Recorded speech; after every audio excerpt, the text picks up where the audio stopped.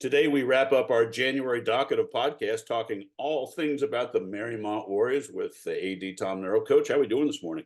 I'm doing well, Rob. As you said, it's end of January, which is kind of hard to believe how quick this month has gone by. You go through the Christmas holidays and then you play a few games, and now we're looking at tournament draws and tournament seasons for some teams. So yeah, it's gone quick, and so we'll stay inside. We don't get rained on, and cheer our teams on.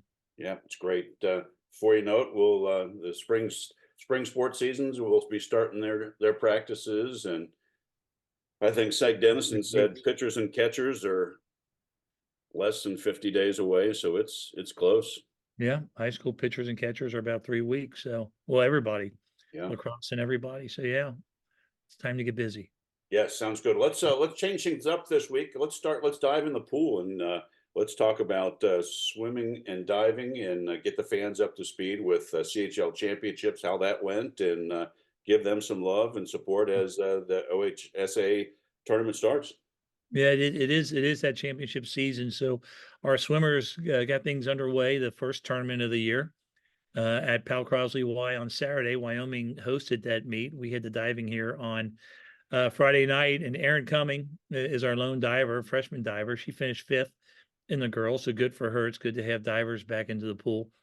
And then Saturday, we have a small team. We've talked about this earlier in the year, a number of swimmers that are improving, but also a number of good swimmers. So Julia Bull, a name that we've heard out of the past, especially in the distances. Julia's been swimming some different events as we went into the coaches classic a couple weeks ago.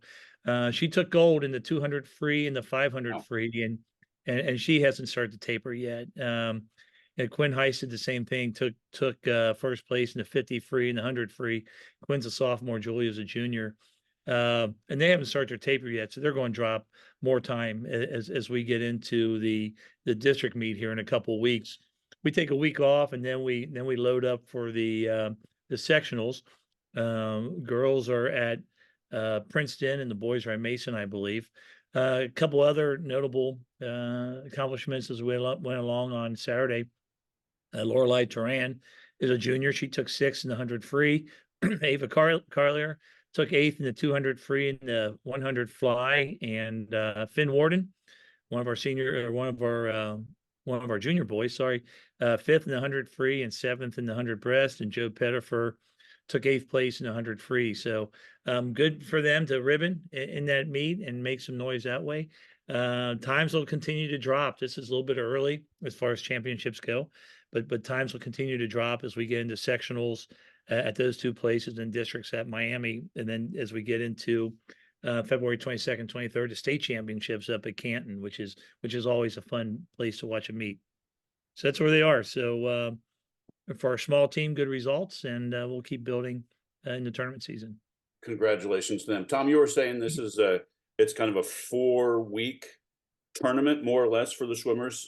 Yeah, for ours it'll be five as we take that week in between. But with our old setup, we would have the league championship and then sectionals the following weekend, districts the weekend after that, and then the last weekend, the state championship. So for the swimmers, yeah, it is kind of a 4-week run, or in our case now a 5-week run.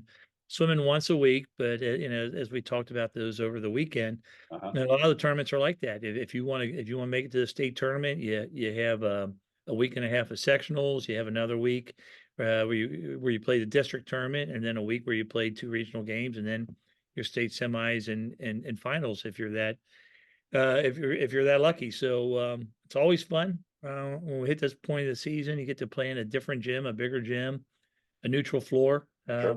with those sports.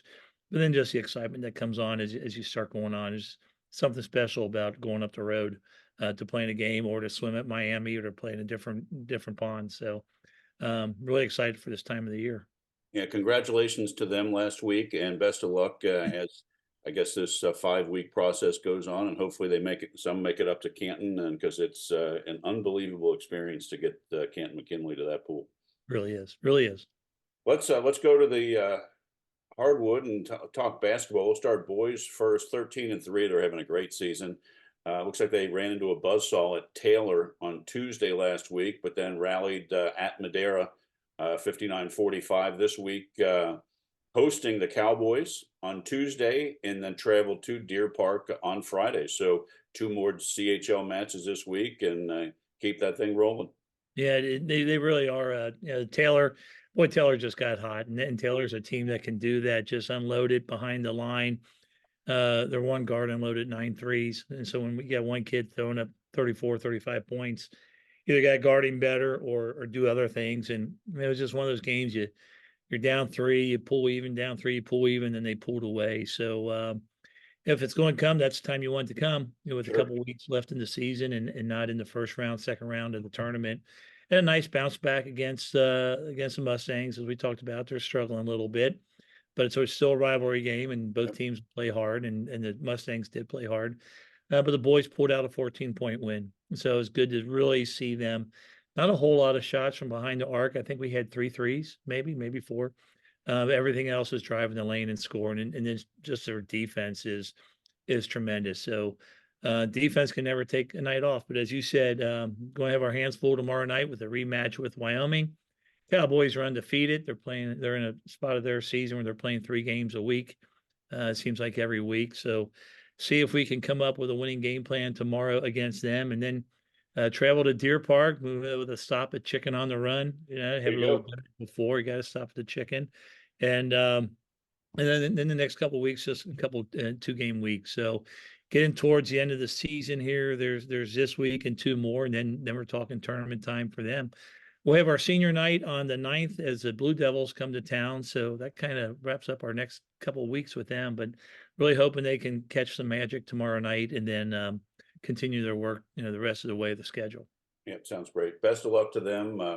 Let's go to the girls' side of the docket. They're 11-7, it's kind of teetering back and forth. Last week, tough loss at Taylor.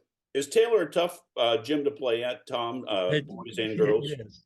Taylor's tough. It's everyone says it's so far out there, but it's we play at other places. They have a half-hour ride, 45-minute ride. But I don't know. It just seems like everyone thinks Taylor's out there, but they're also really good this year too on both sides of the ball, the boys and girls. And their girls have been quietly putting together a season and just knocking everyone else off. So I guess it's not too quiet. I think the Amazons got them on Saturday, and the Amazons are getting hot as well. We're done with them for a while, and we've been on a little bit of a shooting skid, with Wyoming, a 23-17 win there at Taylor. We pretty much trailed all game, cut it to 2, and then I think we ended up losing by 6 at Taylor with a late run, and then Madera. We just had a game like Xavier had Saturday. Just Right. couldn't find a basket on anything, and we've had some runs, and I'm sure our legs are a little tired. We started the month with a stretch with 4 games in 7 days. I think we had 3 days off, and then we played 4 games in 6 days and 5 games in 9 days. So that 5 and 9, 4 and 6, they overlap. Yep. But that's a lot of basketball. Right. When you look at those 2 runs in the span of 3 weeks, um, 16 games and playing 9 games, that's a lot, and part of it's reschedules, because gyms are out of commission. Someone else's gym is out of commission, or someone else has a situation with their team. You need to reschedule. So no different than you do with snow, and it's not an excuse. But we had the weekend off, hit our snowball dance, so everyone got to refresh their legs a little bit. But they come back with another busy week. This week they'll have Seven Hills tonight here at home. They'll have Deer Park at home on Wednesday, which will also be our senior night, Okay. and recognize our 2 seniors. And then Saturday evening we'll travel to Reading for a rare Saturday night game. So again, back on, they have 1 more week, and then we're looking at the girls tournament draw next weekend, and then the girls tournament. So really, really looking forward to them to getting things back on track and making a little bit of noise in the tournament here. Yeah, best of luck to them. Hopefully they got their Yeah. legs back and have a strong week and get ready for tournament time. So best of luck Mhm. to the girls team. Let's go over to Matty Bowl, talk bowling, and get the fans up to speed with Mariemont Bowling. Yeah, the boys 2-match week, 3-match week last week. They on Thursday they bowled against Indian Hill. I believe that was out at Eastgate Lanes, and a 6-point loss, probably one of their closest matches of the season so far. Ben Webster and Jack Weaver were the high scorers in that match. They've got a match this Wednesday with a couple of opponents, and then 3 next week, and then we're talking tournament out at Cherry Grove Lane for the boys. The girls kind of the same thing. The girls go to Oak Hills tomorrow. They have Indian Hill also on Wednesday, and then they'll have 3 next week. On their side of the stat sheet, 2 new bowlers kind of leading the way with the stats. Cami Step and Gigi Andrus are 140s and 135, I think, are their averages. And Stacy Miller, our returning girl bowler, she comes in at 137. So 3 good bowlers there that maybe can make some noise as we get to the sectionals and maybe get on to that next round. So still time for them to pull off some wins. The girls are still looking for their 4th win. The boys are looking for their 3rd. So this point of the season, maybe we get hot, over at Masson Bowl and get some wins. Yeah, that sounds great. Best of luck to them as their season winds down. Let's wrap up to this week's show, talking about the Fab Affair at fabtix.org, and give the fans up to speed on that, Tom. Yeah, the Fab Affair here at Mariemont, as we touched on last week, it's a whole district fundraiser that includes our school foundation, our arts association, and our athletic boosters. That's the FAB, and so that has become a big fundraiser for all 3 organizations. A whole lot of support raised for our 3 buildings. Just under 100,000 was raised last year. This year, it'll be on March 9th at Hotel Covington.